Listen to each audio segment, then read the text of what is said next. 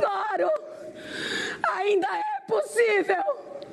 No instante final, um grito silencioso ecoou dentro daquela barriga. Uma súplica desesperada por misericórdia. Fala, seus mal diagramados, a semana começou com o Brasil sendo um país conservador em relação ao aborto, do tipo que aceita o procedimento, mas apenas em situações específicas, e terminou até com um direitista cogitando apoiar a obrigatoriedade do aborto, inclusive em idade adulta. Tudo por conta do PL 1904, de autoria do canalha deputado federal carioca Sóstenes Cavalcante, do PL. O projeto pretendia criminalizar quem abortasse com pena maior que a de um estuprador e jogar menores de idade que interrompessem a gravidez nas masmorras das FEBEMs de todo o Brasil. A ideia pegou tão mal que até Damares Alves, sim, você não ouviu errado, refugou no apoio ao projeto e saiu pela tangente, ao alegar que era preciso de um debate mais amplo. Michele, sempre propensa a defender absurdos, nem sequer opinou a respeito, e Carla Zambelli, num dos maiores atos falhos da história do Congresso, recomendou por 2 vezes entregar a criança ao aborto, caso a mulher não quisesse o bebê. Mas a craque da rodada no campo da direita foi Soraya Tronic, após se deparar com aquele teatro absurdo promovido pela Abortilda interpretando um feto no Senado. A parlamentar desafiou essa loira cringe a interpretar também uma mulher sendo vítima de uma violência. Eu queria até o telefone, o contato daquela senhora que esteve aqui ontem, encenando aquilo que nós vimos. Sabe por quê? Porque eu quero ver ela encenando a filha, a neta, a mãe, a avó, a esposa de um parlamentar sendo estuprada. Eu quero que ela faça a encenação do estupro agora. Por que não? Se encenaram um homicídio aqui ontem, que encenem o estupro. E pergunto para vocês, se é a filha de um parlamentar aqui, com 10 anos, com 11, com 18, com 20, que é estuprada, essa menina, esse parlamentar, diante de um flagrante delito, é obrigado a denunciar. Ele vai fazer o quê? Vai denunciar a filha para 20 anos de cadeia? Seria melhor ainda se ela propusesse que a cena fosse inspirada em alguma familiar do Sóstenes Cavalcante passando por esse trauma. Duvido muito que ele ligaria ou mudaria de ideia, afinal, uma pessoa que propõe um PL com esse teor não parece ligar muito para a mulher, nem se for da própria família. Mas ao menos Soraya destruiu o argumento desses falsos moralistas que, quando a amante engravida, arranjam rapidamente a melhor clínica na Vila Nova Conceição com um obstetra renomado que só atua em maternidade da Avenida Paulista para dar jeito de não criar escândalo no seio da família tradicional brasileira. E nesta semana tivemos ainda deputado do Partido Nojo quer legalizar o trabalho infantil, André Valadão não quer evangélicos na universidade e Lula dá opinião bolsonarista sobre artes. Tudo isso e muito mais você vê agora no Piores Vídeos da Semana. Pior que, mesmo sem argumento, com base técnica, Sóstenes Cavalcante apostou em dobrar a aposta. Ao perceber que foi um fracasso a tentativa de provar que o Brasil já vivia em um conto de Aya, com direito até a Luciano Huck indignado em horário nobre da Globo discursando contra o projeto, o deputado da bancada gospel apelou para o olavismo. Se o filósofo cadáver espalhava a história de que células de fetos eram usadas para adoçar Pepsi, Sóstenes foi além e alegou que os cosméticos que usamos só têm o poder rejuvenescedor por serem feitos à base de abortinhos. Na verdade, há uma indústria mundial liderada por um senhor chamado George Soros, um milionário americano que patrocina mundo afora o aborto, o assassinato de bebês indefesos. Sabe por quê? Porque eles vivem de empresas também que dependem do feto humano para fabricar cosméticos. Isso é um absurdo. Matar um bebê no ventre da mãe para fabricação de cosméticos e gente ganhar dinheiro e ficar mais milionário.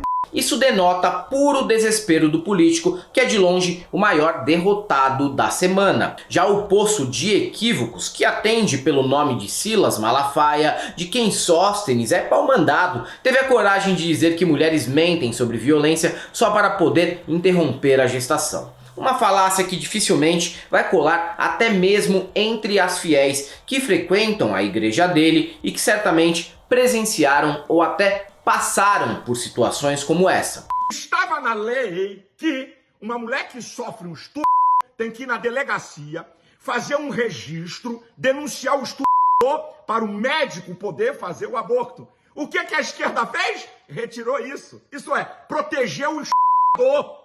E qual é a desculpa? Não, constrange a mulher. Mentira. Sabe para quê? É para a mulher chegar diante do médico e mentir. Mesmo que não tenha sido é só ela dizer, fui estuprada. Pronto, se faz o aborto. É legalizar o aborto. O que esses fariseus querem é o seguinte: amedrontar as mulheres para evitar as denúncias. E tem sentido, basta pesquisar no Google os termos pastor mais estupro que o número de casos vai até a página 200 do buscador. Se majoritariamente crente é equivocado, isso não quer dizer que todos sejam também. E o fracasso da PL 1904 até entre conservadores religiosos e direitistas é prova inequívoca disso. Vereadora goiana pelo PSDB, Ava Santiago, se indignou ao vivo na Globo News sobre o projeto, mas não só. Aproveitou o momento para criticar a direita atual, que sob Bolsonaro virou refém de lacradas para o TikTok promovidas por seres subterrâneos como Nicolas, Cleitinho e André Raspa Caneco. Nas histórias bíblicas, dos personagens bíblicos, a Bíblia em nenhum momento esconde a tragédia que pode se abater sobre uma casa ou sobre um reinado quando uma violência sexual é omitida, quando uma violência sexual é encoberta. Isso está aqui, mas curiosamente eu também nunca ouvi o Sóstenes Cavalcante falando sobre as dezenas e dezenas de escândalos de pastores que abusam de suas fiéis. Concordo com a relatora, mas é sempre bom recordar que Aécio, do mesmo partido dela, foi quem abriu o bueiro ao contestar o resultado das urnas em 2014. Ao bancar o gordinho dono da bola e não querer aceitar a derrota, empoderou um movimento que engoliu o próprio partido. O resto é história. Mas a Ava ganhou meu respeito. Porque além de ser lúcida sobre como a direita está refém do mito, é fã de Racionais, do Louro José e tem um cavaco. Mesmo que eu discorde, sempre vou admirar figuras peculiares que desmontam estereótipos. O pastor Ed René, da Igreja Batista da Água Branca de São Paulo, fez um sermão apontando que o projeto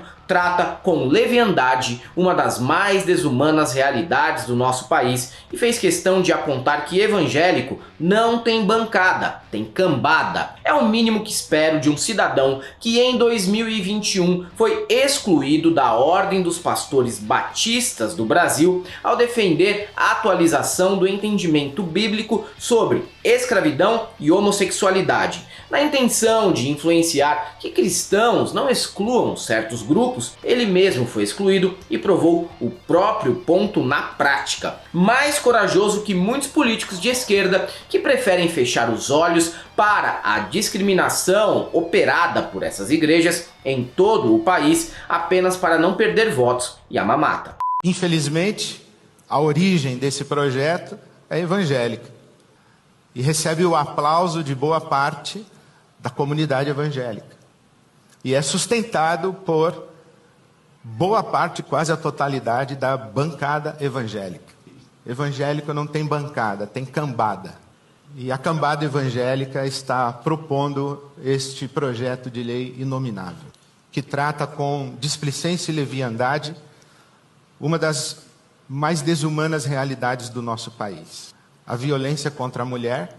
Além de Luciano Huck, Ava Santiago, Soraya Tronic e pastor Ed René Kivitz, a pauta ganhou apoio involuntário de peso de uma das figuras mais proeminentes da direita histérica, ela, Carla Zambelli, nacionalmente conhecida como burra, desde que a ex-amiga Joyce Hasselman fez o favor de explanar esse traço evidente da personalidade dela. A deputada tem feito questão de nunca deixar que isso seja refutado. Nos últimos dias ela deu mais uma comprovação de que tem o cérebro lisinho, como um peito de frango. A direita escalou Zambelli para ser porta-voz de uma coletiva em defesa do PL 1904. Erro crasso que não se compara nem mesmo à inexplicável convocação de Tyson para a Copa de 2018. Ao fazer um discurso curto, de pouco menos de um minuto, a gênia conseguiu errar por 2 vezes seguidas o que gostaria de defender. Ao invés de dizer não quero bebê, entrega para a adoção, a boca de Carla disse o que o coração sente. Não quero bebê, entrega para o aborto.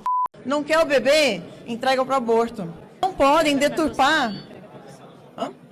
Vocês não podem deturpar tanto a matéria a ponto de chamar a gente de homicida praticamente. Não quer o bebê, entrega para o aborto. Entrega para adoção, desculpa. 2 vezes eu errei. Perfeito, querida. Eu não tenho simpatia pela sua pessoa, muito menos aquela Joanete nojenta que você faz questão de expor, mas desta vez admito que a desquerida está correta. E se é mais uma a somar na luta, aceito seu apoio momentâneo, tá? Com o debate centrado neste tema durante a semana toda, a imprensa escavou o pré-sal da nossa história e encontrou bem próximo do magma terrestre uma capa da Veja de 97 que reunia mulheres anônimas e famosas revelando que abortaram. Entre as celebridades que toparam falar estavam Hebe, Cissa Guimarães, Aracy Balabanian, Luísa Brunet, Dercy Gonçalves e Cássia Kiss, à época apenas uma ótima atriz e não cabo eleitoral em tempo integral do fascismo à brasileira. Cássia passou pela situação e não foi por ter sido violentada, nem por gravidez de risco e muito menos por carregar um feto anencefálico. Passou por escolha pessoal. Ainda assim, com o debate da PL 1904, a atriz parece sofrer quadro de amnésia seletiva. Apagou a própria biografia para gravar vídeo em defesa da proposta indecente de Sóstenes Cavalcante. O projeto de lei se transformando em lei 1904, que tem como finalidade criminalizar médicos, em alguns casos mães, que venham a fazer o aborto em estado gestacional avançado. Medite sobre isso. Vamos pensar que estado gestacional avançado é qualquer estado. O estado gestacional, a partir do 1º mês, já é um estado gestacional importantíssimo. Mas imagine um bebê no ventre de sua mãe com 5, 6, 7, 8, 9 meses e ele recebendo uma injeção de cloreto de potássio direto no seu coraçãozinho. Acabar com a violência contra as mulheres começa por uma coisa muito simples. O respeito. Eu respeito o seu corpo. Respeite o meu também. No mundo das celebridades, há uma máxima que se aplica a muitos famosos, tanto aqui quanto na gringa. Ou você vira herói, ou vive tempo suficiente para virar vilão. Cássia e Regina Duarte parecem levar a sério demais essa máxima. Juliano Casarré, outro defensor do PL, nem chega a se encaixar nesse recorte porque independentemente da idade em que ele morresse, ninguém ligaria. Tanto que ao se transformar num fundamentalista falastrão, cavou a própria morte social, virou camiseta de saudades eterna no Projac e absolutamente não tem uma pessoa para lamentar essa situação com aquelas frases estilo poxa, mas esse cara era tão legal, o que foi que aconteceu? Não era legal, e se era, ninguém nunca nem se interessou em saber também. Todo aborto é o assassinato de um inocente. Então, mesmo nos casos mais extremos, como por exemplo um estupro, o assassinato da criança não apaga o crime, né? Não vai fazer com que aquele trauma vá embora e é, a maioria das vezes, apenas mais um trauma na vida de mãe de uma mulher já traumatizada. Retrocesso pouco é bobagem. Se a PL 1904 não emplacou, a direita já estava preparada para propor novo absurdo contra as nossas crianças. Gilson Marques, deputado federal pelo Partido Nojo de Santa Catarina, desenterrou uma PEC de 2011 que promove a exploração de jovens no mercado de trabalho. De autoria de Dilceu Esperafico, do PP do Paraná, o projeto visa liberar o trabalho a partir dos 14 anos. A justificativa para defender a proposta é o puro caldo de conflito de classes que os pobres de direita se recusam a compreender. O político alegou que as filhas dele não precisariam se submeter a um emprego nessa idade e que ele paga inglês no contraturno. Porém, os filhos dos pobres poderiam ter acesso aos mesmos cursos com a mudança na lei. A total desconexão com a realidade é gritante. Jovem, quando vai trabalhar, é para ajudar na renda da própria família, não é para fazer curso de inglês na FISC e nem ginástica artística na ACM. Aliás, o mais comum é que o ingresso no mercado de trabalho tenha como efeito colateral a evasão escolar. Talvez isso seja um projeto deliberado da extrema-direita, alienar ainda mais os jovens, os transformando em mão de obra barata para evitar que o filho do porteiro frequente a universidade. André Valadão, por exemplo, pregou em sua igreja que os fiéis não deixem seus filhos irem para a universidade, porque nesse ambiente eles poderiam contestar a religião. Melhor seria vender picolé, na visão do suposto religioso. Claro que ele sabe que estudar pode fomentar o raciocínio crítico. E ele sabe também que o que prega não se aplica aos seus 3 filhos. Porque para comprar as roupinhas da Louis Vuitton e Burberry que ele usa, vender picolé não basta. Só sendo dono da Kibon ou da Iopa. E a minha filha, eu tenho condição de fazer um contraturno de inglês, botar ela numa atividade física, fazer outras atividades que façam com que ela aprenda. O problema são as pessoas de baixa renda, que poderiam acessar um emprego, ter um pouco de recurso e ainda aprender, ter uma experiência, ter um mentor. Mas aí não seria o caso de fornecer a esse jovem de 14 anos essa experiência, por exemplo, de fazer um curso, de ter uma escola num tempo maior? E a opção que você está sugerindo, ainda que todos nós concordamos, ela não existe. Aonde que tem contraturno público? Aonde que tem uma boa educação a ser oferecida? Hoje, os alunos saem do 2º grau sem aprender matemática básica. Com certeza, concordo. Mas o senhor não acredita que seria melhor trabalhar para melhorar a situação atual dessas crianças, ao invés de se contentar com a situação que existe atualmente e talvez tornar o futuro dessa criança ainda mais difícil? Se tivermos a alteração, confere o direito de, se quiser, os pais e o adolescente de trabalhar. Se você concorda ou não com isso, é uma outra questão. Não, a questão não é a minha opinião. A questão não é a minha opinião. Eu coloquei para o senhor se não era mais fácil trabalhar para mudar a realidade atual do que se conformar que a realidade é essa e falar assim, é ruim mesmo, então vamos colocar para trabalhar que pelo menos eles ganham dinheiro para a família.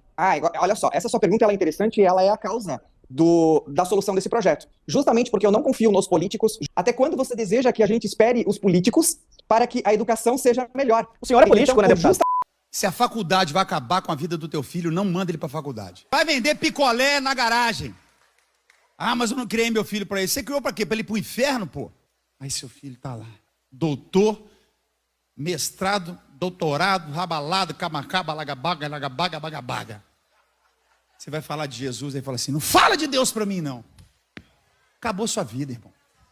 Se alguns pastores conseguem ser razoáveis e compreensivos, devemos lembrar sempre que essa não é a regra. Uma figura vestida de mestre dos magos e com a cara do técnico Joel Santana apareceu dos confins do inferno de algum galpão com cadeira de plástico sem circulação de ar adequada para defender que mulher deve transar com o marido mesmo quando não tem vontade. De acordo com ele, Deus mandou ser assim. E se isso não ocorrer, seria justificado o homem ir em busca de uma puta. No fim, pela forma como ele fala, parece mais que esse foi um recado para a própria esposa e uma tentativa frustrada de emplacar desculpas por ela ter descoberto que o maridão tem carteirinha VIP do cabaré da cidade.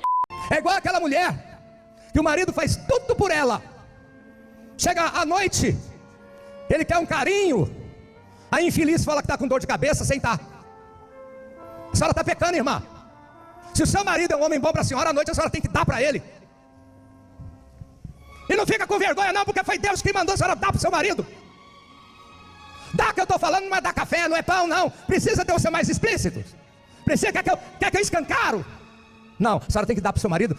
Não é o necessário, é até sobrando. Para que ele não procure uma vagabunda na rua e o pecado seja da senhora. Igreja virou mesmo um espaço para ouvir de tudo, menos pregações bíblicas. É possível se deparar com papo de boteco, teoria conspiratória, olavismo e até mesmo esbarrar no mais tradicional doidismo de bairro, como em uma igreja na qual um pastor garante que DNA é uma sigla proveniente de Adonai, que quer dizer Senhor. Pelas caras e bocas do pastor, sinceramente eu não consigo cravar se isso é real ou esquete. Mas ele leva muito jeito para ser ator de humor estilo Praça é Nossa. Podia até substituir o saudoso Canarinho. Dentro de nós tem algo chamado DNA. Só as mulheres gritam DNA. Vamos lá? DNA! A palavra DNA é uma palavra hebraica que forma a palavra Adonai, que quer dizer Senhor.